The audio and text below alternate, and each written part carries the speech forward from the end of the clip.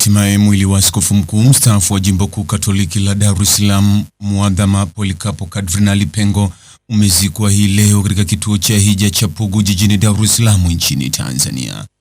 Kardinali Pengo alizikwa ndani ya kanisa dogo lililopo katika kituo hicho katika ibada iliyohudhuriwa na viongozi wa serikali, waumini na wananchi mbalimbali. Akizungumza wakati wa mazishi hayo, Makamu wa Rais wa Tanzania Emmanuel Nchimbi alisema miongoni mwa mambo aliyokuwa akiyachukia Kardinali Pengo ni migogoro na mifarakano ya kisiasa, akisisitiza umuhimu wa kudumisha upendo, mshikamano na umoja wa kitaifa. Polycarp Kardinali Pengo aliyefariki usiku wa Alhamisi Februari 19 mwaka huu 2026 kama ilivyotangazwa na Askofu Mkuu wa Dar es Salaam Thaddeus Ruwa'ichi kuwa Pengo alifariki dunia akiwa anapatiwa matibabu katika taasisi ya moyo Jakaya Kikwete akiwa na umri wa takribani miaka 82.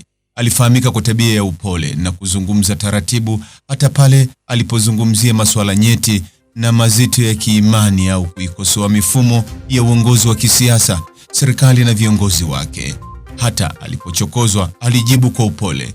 Wakati mmoja Askofu Josephat Gwajima wa Kanisa la Ufufuo na Uzima alimtolea maneno makali, lakini Pengo alipoulizwa na chombo kimoja cha habari alijibu kuwa hamfahamu huyo askofu. Mtazamaji, ni yapi maoni yako kuhusiana na taarifa hii? Andika maoni yako katika sehemu ya ujumbe hapo chini. Like na subscribe pia ili uwe wa kwanza kupata habari wa chungu tele. Hii ni Focus News. Jina langu ni Deo Kaji Makomba.